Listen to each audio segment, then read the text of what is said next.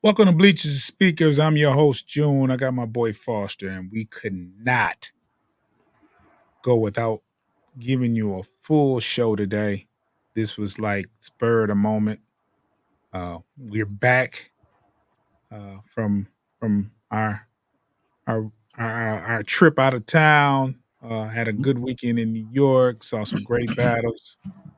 Uh, we was in Brooklyn, son. But Foster, I mean, don't let me take it out. Take up all the time. You can introduce yourself to the people in case we get some some new listeners, It's Foster. viewers. Check. Y'all hear me? Yeah, for sure. Yeah. It's Foster Child, man. Yeah, we tough week of football, but we definitely gonna break it down and chop it up because that's what we're here for. Now we gave an initial reaction, but the game was still going. But it was over by then. It was the fourth quarter, about 9 minutes left uh, in the game, and me and Foster we went live on location wherever we was at. We went live. We talked about the game a little bit, but today we want to give you a full show. We're going to talk about the game versus the Bears, and then there's a little bit of worry amongst the Lions fan base. Now, I'm not talking just one or two people. I mean, I'm talking about I we're involved in a lot of these Detroit uh, Lions fans groups on Facebook. Uh, a lot of the blogging within the city, and there's a little bit of panic. It's a little bit of panic. There's a little bit of skepticism. Now, we've been optimistic all season long as a whole, the fan base, but there's a little bit of skepticism that I sense that's going on. So, Hatter's House, what up? Thanks for stopping by. Foster, let me ask you before we go over this Bears game, all right? Are you worried about the outcome of the season going forward? I guess it depends what uh your expectations is. Overall, I'm saying it depends on what your expectations for the Okay, year. let me ask you this, right? Think about your expectations at the beginning of the season. I know what your expectations were, and we've talked uh, uh, about it since the off season. But for the people that don't know, I want you to think about your expectations, and I'm asking you the question of are you concerned versus what you expected, As far as what I expected at the beginning of the year, we are right where you're supposed to be, right? probably above that because if Okay.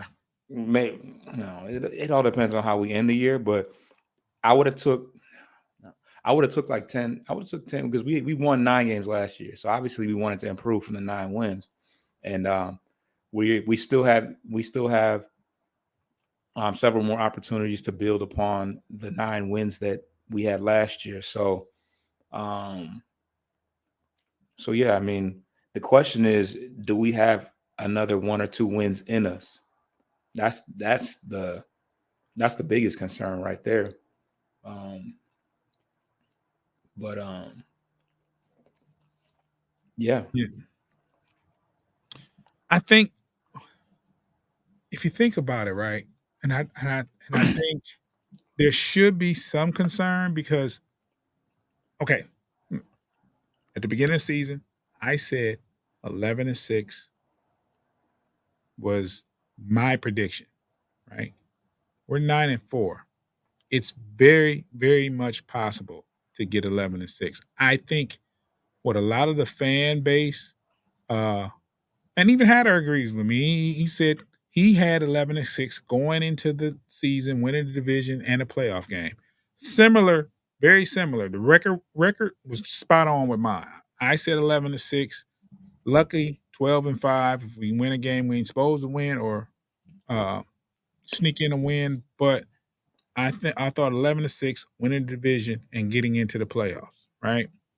That was my expectation, and that was what I was thinking at the beginning of the season. But I think a lot of the fan base was thinking 14-3, 15-2.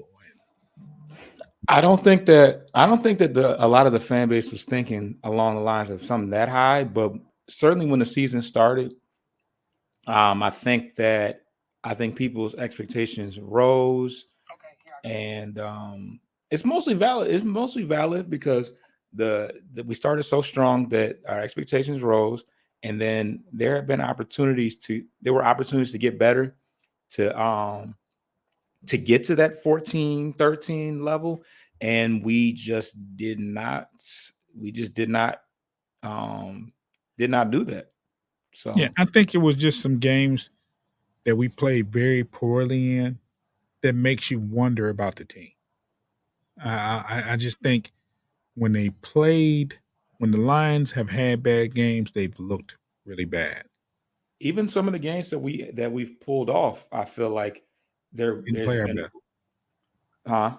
Didn't play our best, even in some of the games we won. Right. So yeah, that's part of that. That's definitely part of it. So, um,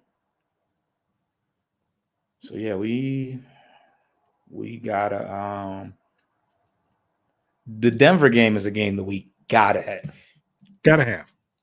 because right now, the Bears look tough. Mhm. The Packers won, right? They lost. They lost. The Vikings won, right? Yeah. Yeah. And they have to play each other. The Bears and the Vikings and Green Bay has to play each other one more time. Then the Bears had to play each other one more time too. I don't know. Yeah. Packers and the Bears, yeah. Yeah. So, yeah, this is Denver is definitely now. Granted, we teetered upon whether or not New Orleans was a must-win game. Either way, we won that game. Got that out the way. Almost blew the lead, but we got that win out the way. And then we knew the Chicago Bears game was going to be a tough game, or at least I felt like I knew that it was going to be a tough game. So, the Broncos game we got to have though. Yeah. It's that time where, because you don't want to have to put yourself in a position where you have to have must-win games versus Dallas or the Vikings. Yeah, You know? because the Dallas game is it's just not a game you want to depend on having to win, Right. especially on the road. The Denver game is at home, so gotta have that one. You gotta have that one. Yeah, definitely gotta have that game. Let's talk Bears. Let's talk versus the Bears now.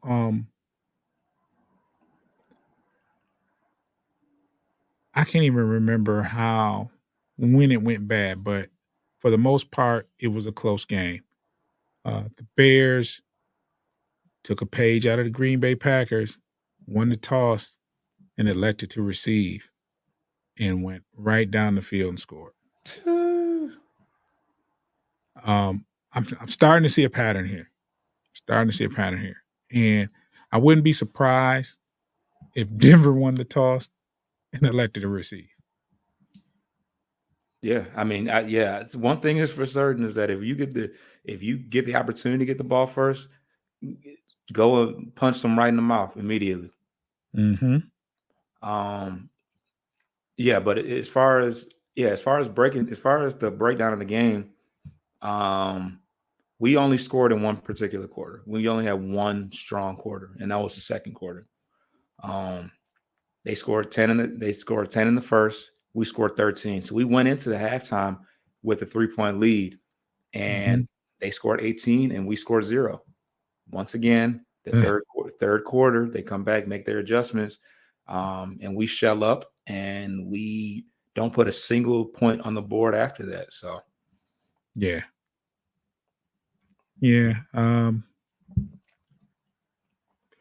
I want to get something straight. we missed the extra point too. That's why we had 13 points, is because we missed that extra point, right?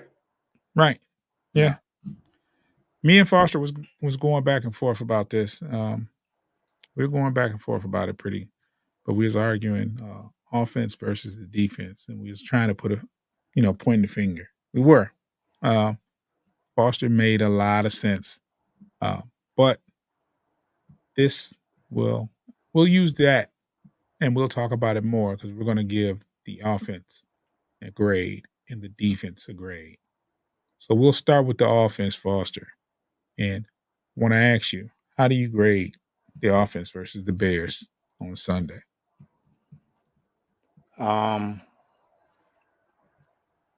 D plus. Say what? D plus. B plus. The D offense. as in D. Bears. Okay, I had to ask. I had to get clarity because it sounded like you said B is in boy. Nah. You said D plus. Yeah, D plus. My justification for that is the fact that Goff threw 2 interceptions. He threw 2 interceptions. J-Mo got one target. Got 1 target, 0 catches. Amon-Ra St. Brown had 3 catches for 21 yards. Sam Laporta, who's been a monster, had 2 catches for 23 yards. The weapons just did not get the ball. Gibbs had a decent game. He had 66 yards. Montgomery had 66 yards. The running game was kind of there. But once you get down, defense pin their ears back and you got to pass. Absolutely. And when we did pass, Goff gave it up, which we knew might be an issue because I want to say, didn't the Bears pick off Dobbs 3-4 times in the game? Goff? No, I'm saying as far as no. I'm saying that we knew it was going to be a problem because the Bears have been taking the ball away in general. Yeah, and they took the ball away from Goff a couple of times in the last game. Yes, so we lost the turnover war. We didn't cause a single turnover, and we just didn't get the ball to our weapons at all. You got to get J-Mo the ball. Amon-Ra St. Brown cannot have 3 catches for 21 yards. It's unacceptable. I think he had a couple drops in the game.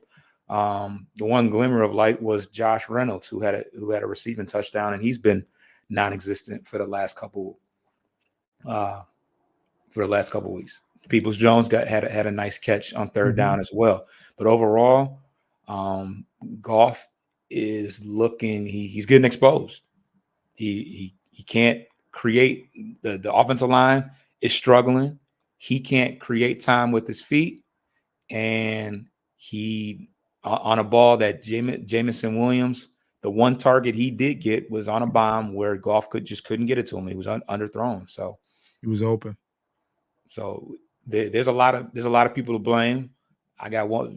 Once we get further down the line, we'll talk about that other person. But as a group, they struggled, and everybody definitely earned some blame for that.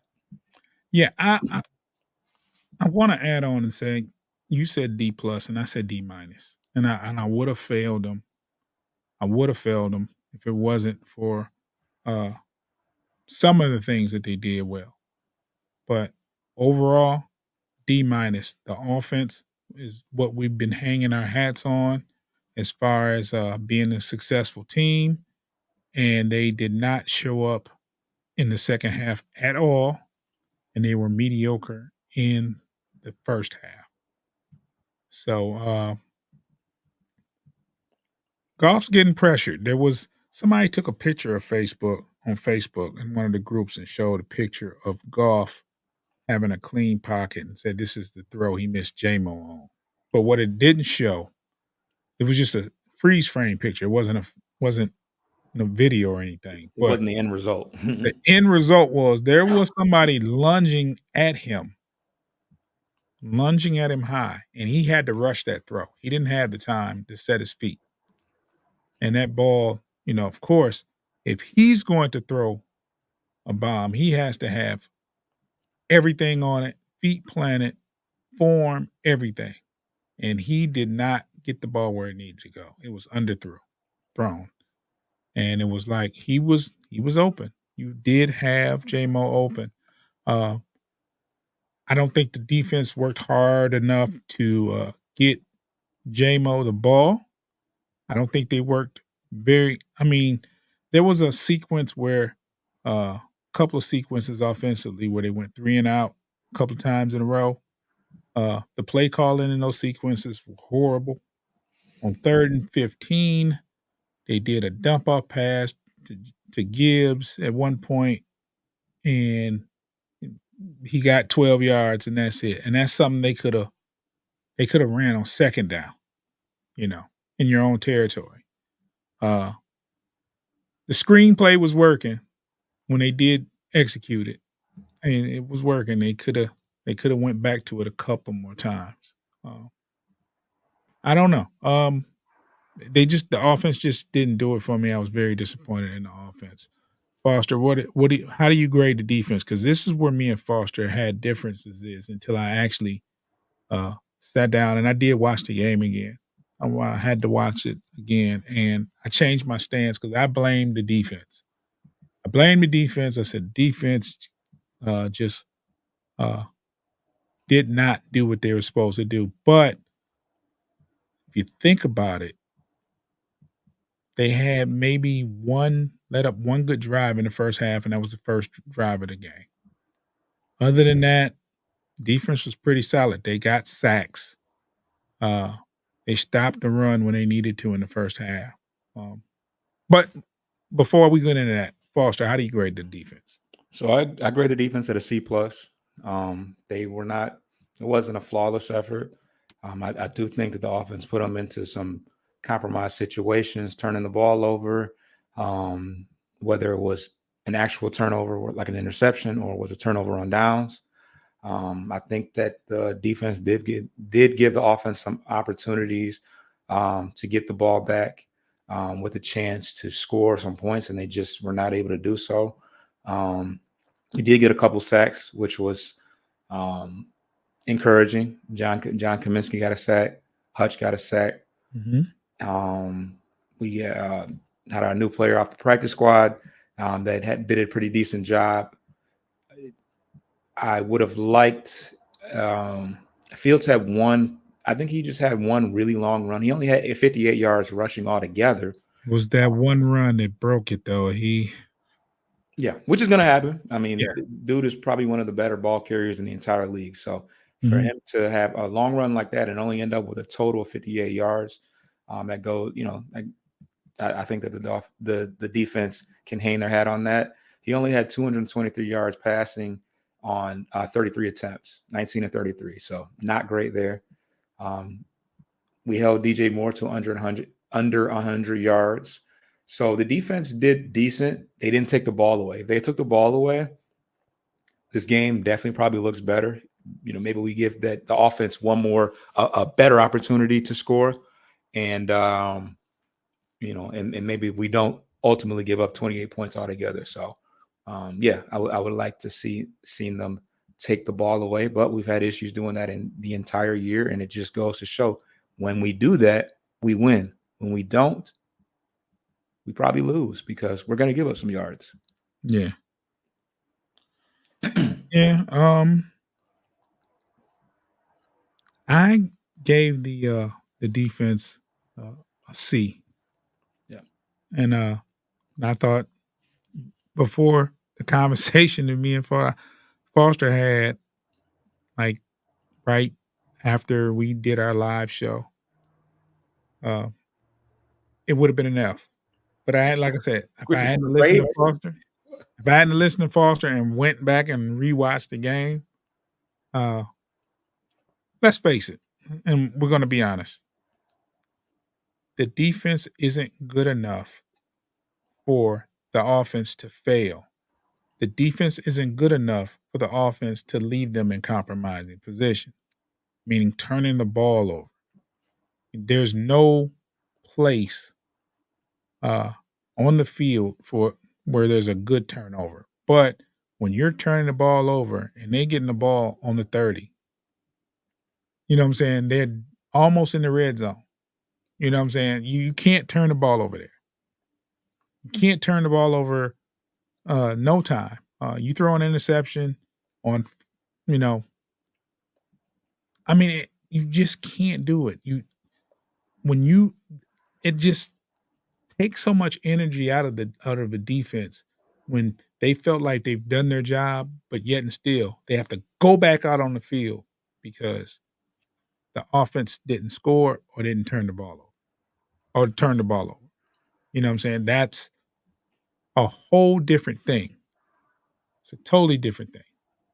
And you want your defense to go back on the field after a score, ideally.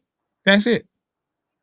After a score. Or after you've pinned them, like if you can't score and you punt and you pin them back and deep into, you know what I'm saying, into their own territory. I mean, those are good ways for the defense to be okay, but the offense has to be efficient, has to be productive, and there's no room for 13 points with this defense.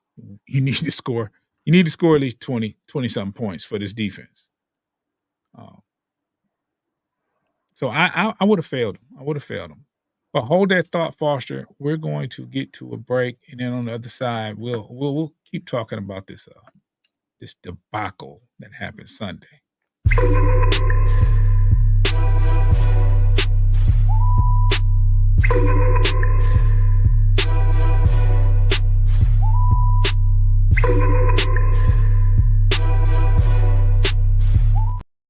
Okay, we're back. We're back. And Foss, how do you grade the coaches? What do you how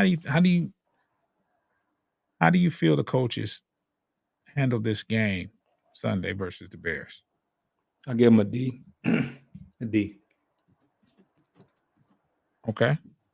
You care to elaborate, or you just gonna leave Yeah, it? no. So I feel like the coaches knew that they knew what they were up against going into this game. After playing them tough at home in a game that we probably should have lost, we knew what it was when it was time to go to Chicago.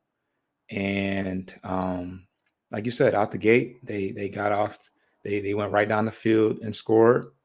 And I feel like offensively, I think, like I said, as far as the defensive portion of the coaching, I'm not mad at him. But Ben Johnson, who we celebrate, and we know that he's here for a good time and not a long time, because he's probably going to be a head coach soon. But I feel like he has hurt us with some of his play calling. He's not getting J-Mo enough opportunities to do his thing. I feel like his play calling is just not up to what it should be with the amount of weapons that he has. And I think that sometimes having it's almost possible to have too many weapons, because I feel like, I don't know, I don't know. I don't think he's utilizing it the best way that he could if he had less guys that he had to key in on. But it's the fourth down, the fourth down play call was questionable. I remember I at one point said, why don't we run more halfback screens with either of the guys, whether it's Gibbs or Montgomery, but more so Gibbs. For sure. Finally, probably shortly after, but we haven't seen that all year. Why did it take so long for that to be utilized when you got a guy Gibbs, every time he touches the ball, he's in a position to where he can break a play for 20 plus yards. You got to get a guy like that out in space. You got to keep the defense on their heels, because when they're heavily rushing like that, a screen is going to keep them honest, because the linemen are going to over pursue, come flying at Goff, and you got Gibbs on the backside going for a touchdown. When that was pursued as that heavy, you got to keep them off balance. And I feel like it took too long for him to utilize stuff like that. But yeah, after the glimpses that we've seen of Jameson Williams, you gotta find ways to get him the ball for more than just an end around and a bomb once again. You gotta take more shots. You you're not. It's going to open up the running game when they realize they need to put a safety back there, even if you even if you don't throw it to Jamo's direction, or you don't complete it every time you throw it. You got to keep them honest with stuff like that. And I just feel like it's kind of coaching, offensive coaching 1-on-1, some of the things that we're discussing.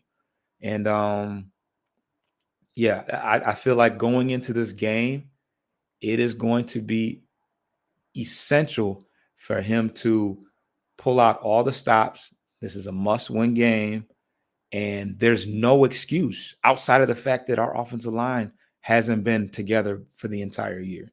But you Right. gotta make adjustments at this point. You can only lean on that excuse for so long. We haven't had the offensive line all year, so what are we gonna do? Got to do something. So I give him a overall. I give, what did I say, D or D minus? I think I gave him a D. Indeed. So yeah.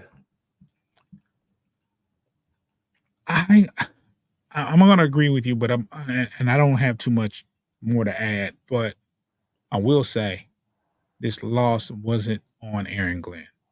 There's a lot of people calling for Aaron Glenn's head. There's pause if applicable, but yeah, sorry, pause.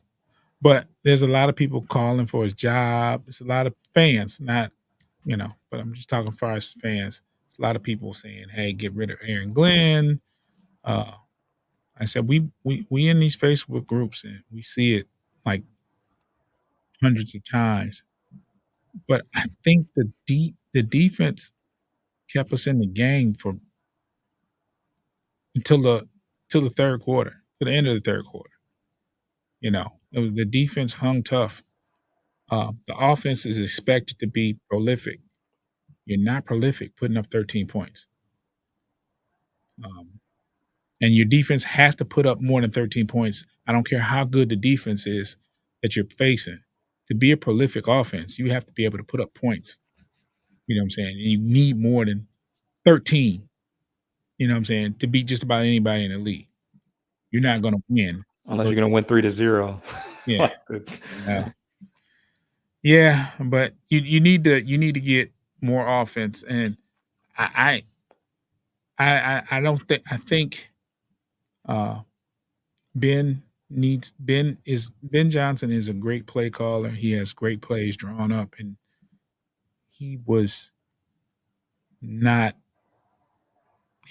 Ben Johnson wasn't Ben Johnson as far as play calling on Sunday. Probably the worst play calling I've seen in a half of football from the Lions. And there was no worry for it. There was no reason for it because they weren't forced to be one way or the other until it was out of hand. Late in the third quarter, the score was still 13-13. Late. They went up 20-13. It's still not time to panic in the second half. You still have your playbook open. You still can run the ball. You still can do dink and dunk down the field. They did nothing. So I am the first to call out Aaron Glenn when the defense is not doing well. But I'm also going to be the first to say this ain't on him. This loss wasn't strictly on him. There was a play in the first half where the tight end for Chicago was running across the field. Jack Campbell was in coverage, and soon as Jack Campbell looked back and stopped covering for a split second, man, yeah. And the tight end got wide open, and Justin gave him the ball. Big gain. And the first thing I said was, I hate Aaron Glenn's defense. Yeah. and we tend to do that, right? But Foster's right there was like, that's on Aaron Glenn? I'm like, no. Coverage was there. That was Jack Campbell stopping for a second and looking in the backfield. If he's running with that receiver, and if you can do both, you don't have to stop. You know what I'm saying? If he's running with the receiver and looking back, he has a chance at the ball. Just like that tight end did. So, but that's the first thing I did when I blame Aaron Glenn. And players have to make the plays. So it wasn't a coverage thing. it was more or less like, huh, you know what I'm saying? It was just certain plays. And I think the play that turned everything around was the 4th and long that wound up being a touchdown. Oh The my play, God. the play that put them 20-13, uh, that play kind of broke the defense, in my opinion. You cannot give up a touchdown pass from 50 yards on 4th and 13. Can't do it. There's not a there's and I don't know who to blame it on. Well, Hutch jumped off sides. Well, So that's well, well. Even if you jump off sides, you can't give up that play. Push come to shove, they get 5 yards and they try it again, 4th and 8. I mean, you know what I'm saying? I mean, granted, but they gave up a 50-yard touchdown to their number one receiver. who was being covered by Jerry Jacobs. So that's a whole nother subject. But you can't. I think that was the beginning. I think that was the beginning of the end. They went up 2013 and didn't look back. Yep. Final score was 28-13, correct? Correct. And so they go up 20-13, and they ended the game 28-13. That play, you could take. If I could get one play back, it's that one. It's that one. You can say what you want about the play before. The sack. The intentional grounding, whatever. I agree with the rules. I mean, with what they call it's really not intentional grounding if the quarterback's being hit and he throws the ball and it hits a person. You know what I'm saying? So I agree with their reasoning for it. I didn't like the call. Right. Didn't like to call it off, of course. But it is what it is. You know, it is what it is. And who's to say if they call it intentional grounding, it's still 4th down and a bunch. They might have punted after that. Probably because it would have been like 4th and 20. But they threw a 50-yard bomb on 4th and 13. That's gotta hurt. That's gotta hurt. And I know that defense was looking around like, okay, we gotta score. And when they didn't and put that defense back on the field after that, it's like, no. They were that play broke them. But enough of that because I'm done. That I'm being triggered because I'm having flashbacks. I don't want to talk about that game anymore. That game is over. The Lions are 9-4, and if you read the title, is it time to panic yet? You just lost to the Bears. It's 9-4. I think you have the toughest stretch of games of the season coming up. Maybe. No. Not the toughest stretch? The toughest stretch? No. Talking about the last 4 games. First we 4 games. We started the year against the Chiefs in Kansas City and Seattle at home. And then I want to say we played the Packers at home early too. Mm-hmm. Packers weren't good earlier. They weren't good earlier, but we didn't know that. It was 3 games into the year, right? Yeah, but they weren't playing good. Jordan Love woke up about game 5 or 6. It was later, yeah. So maybe that one. And then I think we played Tampa Bay and a couple other guys, but we played the Vikings twice down the stretch. Are those looked at as tough games, super tough? I mean, right now maybe you look it's more so because of how we're playing, not so much about how great Minnesota is playing. I think exactly. I agree with that. I think we're at a point where you're not pleased with the defense, and you're hoping that the offense can help your defense out and be available for a shootout if necessary. but it's a tough stretch of games because your offense hasn't been clicking like it was since San Diego. It hasn't. Uh, what was the statistic for golf? The last 7 games, 10 touchdowns, 7 interceptions, 5 fumbles. 5 fumbles.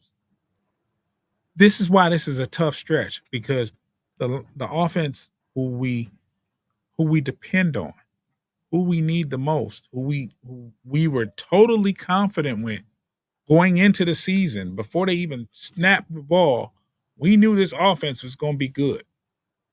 We knew it. And the offense hasn't really showed that lately. Now you're going against a Denver who hangs their hat on their defense. They've been playing some pretty good defense. Minnesota has a good defense. Yeah.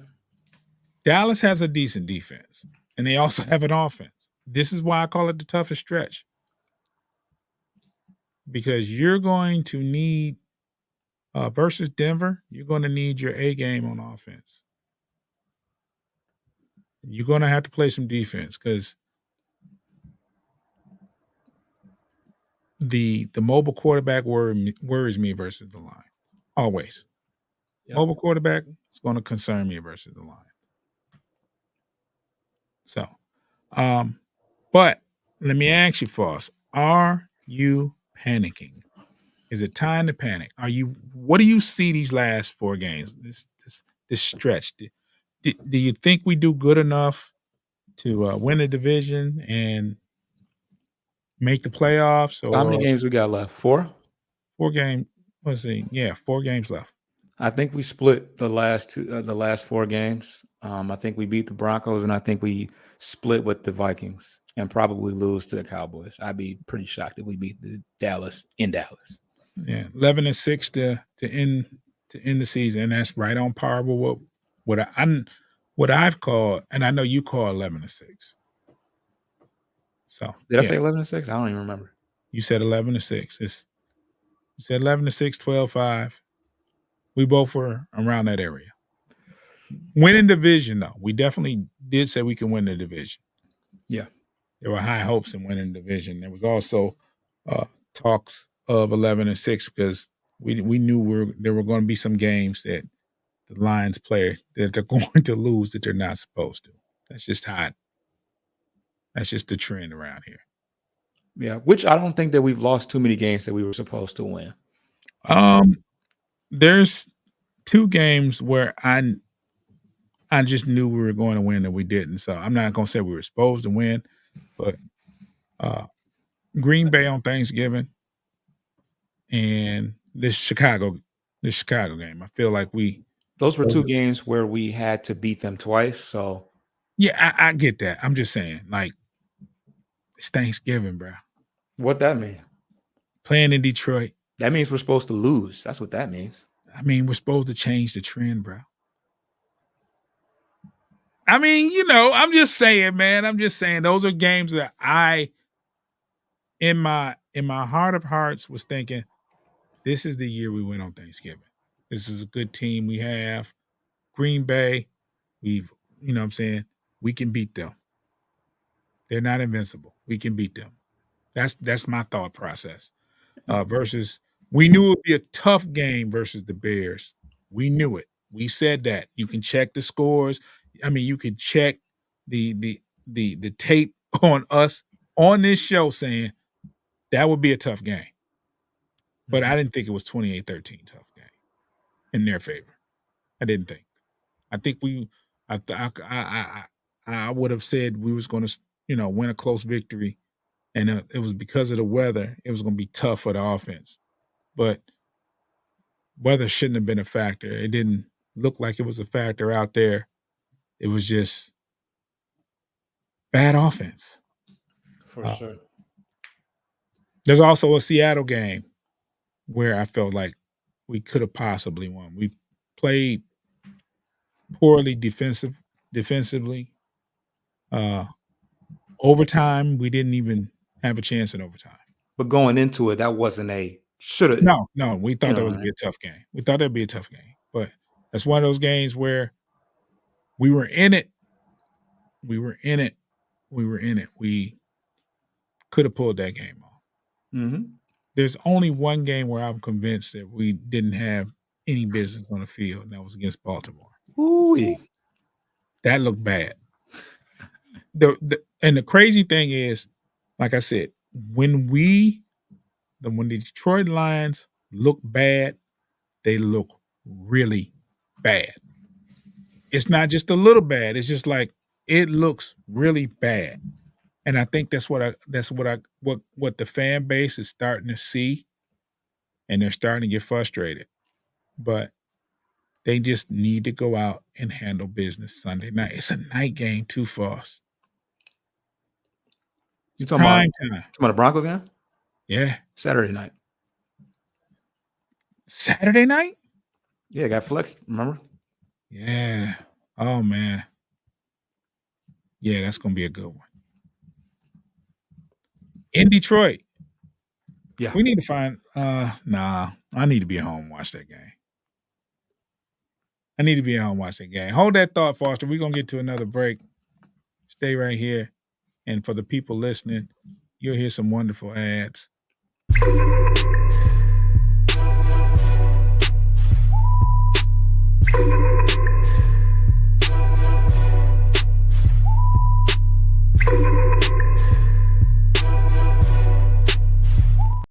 Detroit versus Denver Saturday night. Get your popcorn. This is, and I will say and go on record, this is a must win for the Lions. I know it sounds wild to be 9-4 and say you have to have it's a must win game, but it's a must win game. You got Green Bay creeping up. They are they just lost, so that's good. They're 6-7, and you had the Vikings at 6-6. Vikings are 2 games behind, and with 4 games left, and they play us twice. They are very much in the hunt. So this is something. Tonight, Saturday night's game is you got to win Saturday night. There's no way to describe there's no other way around it. You got to win. Got to win. And Denver's no slouch. Not a slouch. So, Foster, how do you see this game going? I think this is the game where Ben Johnson completely opens up the playbook. I feel like he should be feeling some kind of way coming off that last game, and just the way the offense performed as a whole.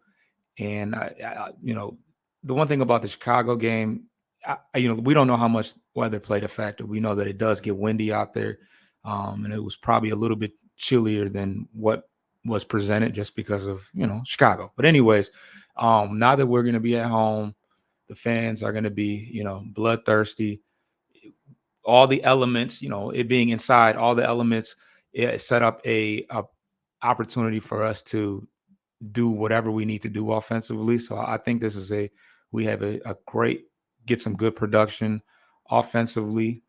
As far as the Broncos, their rankings, statistically, their rankings aren't all that great defensively. They're last against the run and 24th against the pass, but they are 12th in the red zone and 4th again on third down. So I don't even know how all those numbers go together, but if you excel well on third down and well in the red zone, obviously you may be giving up a whole bunch of yards, but you're probably giving up less points. So I think there is some opportunity to exploit them. Last against the rush, that's what we do very well, is running the ball, and we'll definitely be able to set up our pass off that. I think we're definitely going to stretch the field with JMO. That's one thing that I don't really like Dan Campbell's answer when they asked him about why he didn't get the ball as much, or does he deserve to get more touches. He basically just said that he's improving and that he deserves to get the ball more. He didn't have much oomph behind the answer. So yeah, we're definitely going to see him get down the field more. Hopefully, yeah, Sam Laporta. I can't see. Well, first of all, I can't see St. Brown having another game as sorry as the last one. But Sam Laporta as well didn't do very much. So I think that we fully, really are gonna open up the playbook, because at this point it's a necessity. As far as the defense, if I see an effort equivalent to last week's, then I'm not mad at it. Hopefully Bruce Irvin comes back to help the pass rush some more. John Cominsky had a great game. Hutch finally got another sack, which was very encouraging. If he played 99% of the snaps, Tracy Walker didn't play. I don't know if he was hurt or not, and if that is what opened things up for Iffy, but I love the way Iffy played. Yeah. And yeah, we're gonna talk more about the secondary in a little bit. I think the key to the game is keeping Denver's pass rush at bay, and running the ball. So it goes hand in hand with the offensive line.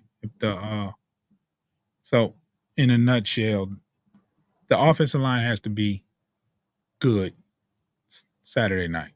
Did Goff lose a fumble, dude? Do you remember Goff losing a fumble on the snap? He lost the fumble on the snap. So we didn't even. So that was an Turned into points. Right. You know, Goff has that was part of the conversation where we talked about you can't leave your defense, and your defense not good enough to leave them in compromising position. You fumble the ball at the snap, and they had a drive going. And that's not a he stripped the ball or he intercepted you. He made a tough interception. Fumbling the ball on the snap is basic stuff. If we can't get the ball out of the center's hands into the quarterback's hands, J-Mo can't do what he needs to do. Amon-Ra St. Brown can't do what he needs to do. Jahmyr Gibbs, nothing stops. Nothing happens if we can't do something like getting the snap off. So it's one of those things, Foster, that just doesn't happen on a regular. No, it doesn't. Like it's one of those rare occasions where you don't fumble the snap. The quarterback to center exchange is practiced every single day. There's not a day in practice that doesn't happen.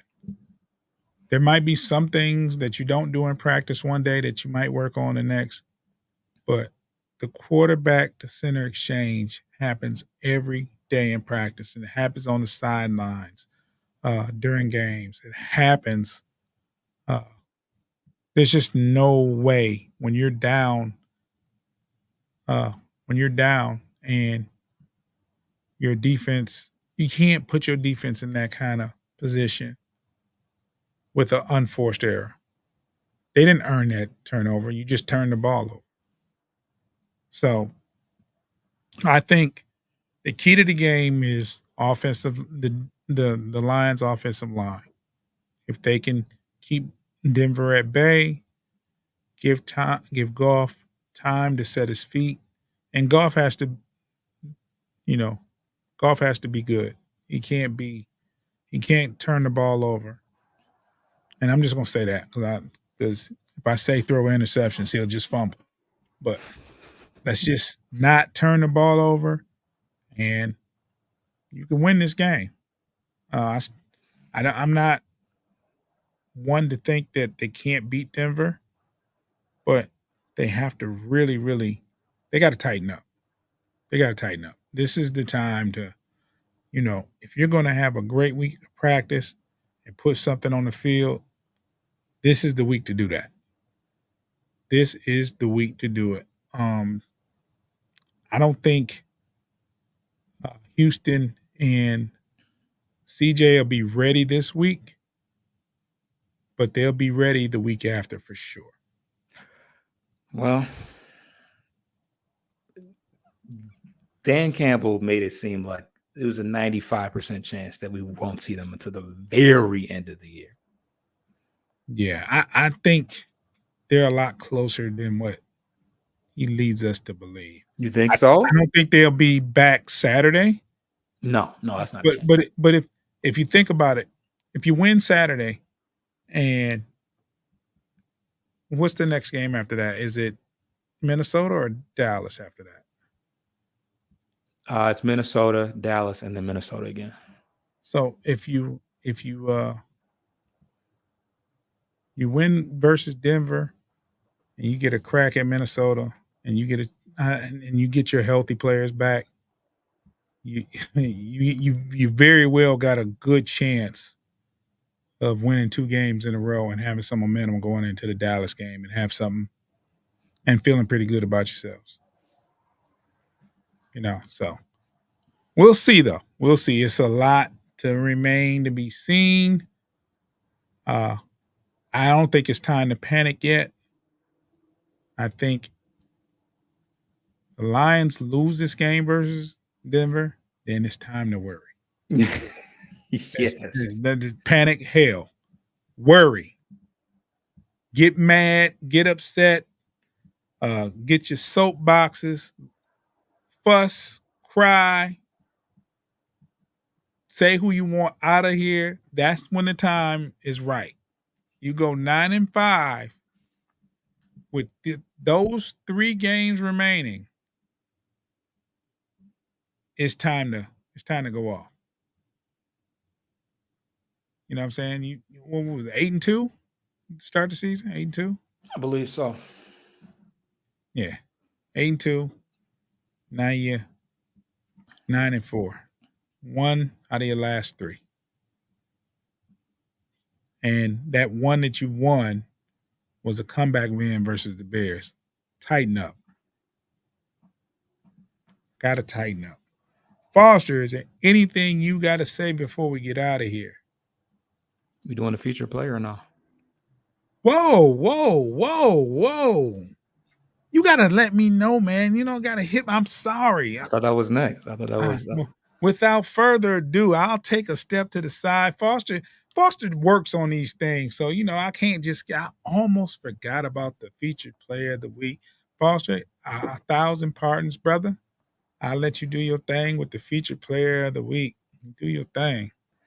All right. The featured player of the week this week is Kendall Vildor, who is a 5'10" corner out of Georgia Southern. Wait, Foster. Go ahead. The picture you see is him, with a college jersey on. I refuse to put a picture up of him with a Bears uniform or a Titans uniform. Yeah. So that's what's out there. Don't have any pictures of him playing Saturday. So this is what you're going to get. Go ahead, Foster. I'm sorry. Brand new, obviously. But he's as you can see, he went to Georgia Southern. He's a guy that when he came out of college has the ability to play inside and outside corner. He has aggressive and physical play style, and he excels in press man coverage. One of the things that had a knock on him coming out of college is the fact that he did play lower level of talent. He was in the Sun Belt Conference, and his numbers actually dropped in his senior year of college. But overall, he checked all the boxes as far as athletic ability. He ran a 4.40 and has good agility. One of the things that he needed to work on was his technique. Just getting in and out of breaks was difficult for him, and it caused him to not be as sticky in coverage down the field. He was drafted in the 5th round by the Chicago Bears, and his first year, he was mostly a special teams player. In his second year, he played in all 17 games, and he started 12 of them, and he had 46 total tackles and 1 sack as well. In 2022, he recorded his first interception, which was actually against Kirk Cousins, and he ended up ending the year on the IR because he got hurt at the end of the year. Going into 2023, he was cut by the Bears in training camp and bounced around to a couple of different teams. And he was, I think he played for the Titans and the Eagles. And then he was eventually picked up by the Detroit Lions as a practice squad guy last week. He was immediately activated. I think probably due to the fact that Tracy Walker, I don't think he played at all. So he had a pretty good game against the Bears. Immediately I could, see his presence out there. Obviously, he had a little bit of a chip on his shoulder because he played for the Bears the last couple of years, and he played pretty well. So well, in fact, that it looks like he's going to be splitting some time at outside corner this week with Jerry Jacobs, who had a pretty tough ball game last week. So he's jumping right into the action out the gate, and so much so that we are going to see him split some starter snaps at corner out the gate, and we will just see how he does. Obviously, he's after practicing for 1 week, they've already decided that he's important enough to get some playing time and possibly some starter snaps. So he's been a good addition thus far, and looking forward to him continuing that, because the defense overall looked decent.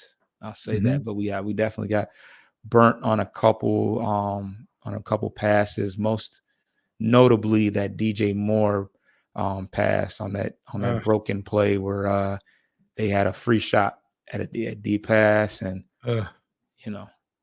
hurt us for sure. Let's give it up for Kendall. One of the newer Lions to the roster. Foster, I apologize, man. Once again, you've done a great job with this. Appreciate you. Now, I can ask, do you have anything to add before we get out of here? Jared Goff, I need to see a big performance out of you this week. The doubters are out. The hooker fan base is ready to see him work, and they,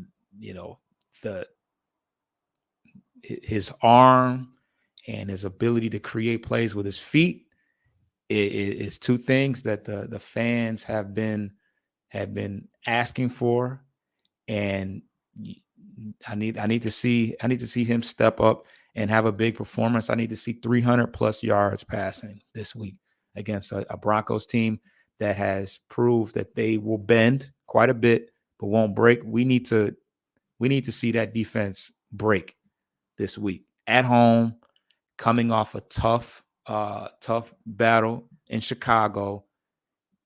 All the elements suggest that we should be able to air that bad boy out, and Goff needs to prove that he's worth the money that he's going to be seeking coming up pretty soon. He has another bad performance like that, I can't see any scenario where he comes back with the amount of money that they're asking for, unless it's on a very team-friendly deal, because you're the quarterback. You're the one that gets paid the money, so you got to make it happen.